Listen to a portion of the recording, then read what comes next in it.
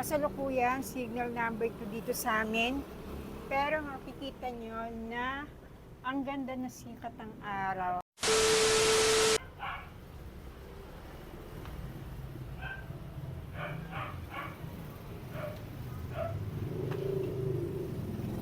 So, update ko lang kayo dito sa aming bayan, dito sa Bulacan. At kasalukuyang signal number 2 dito sa amin.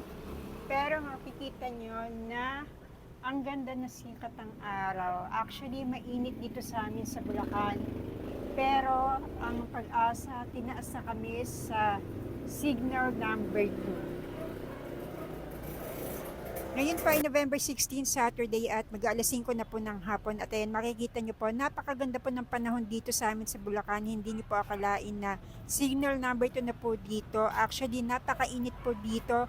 Naglaba pa nga po kaninang umaga kasi talagang matutuyo po ang mga nilabhan nyo sa sobrang init po dito. At sana ay manatiling ganito po yung panahon dito sa amin. Kasi po, sa susunod na araw po ay napakataas naman po ng high tide dito sa amin. So pinagdadadsal ko din po na sana ay wag naman po masyado malakas ang ulan at hangin dito sa amin sa Bulacan. So stay safe po tayong lahat.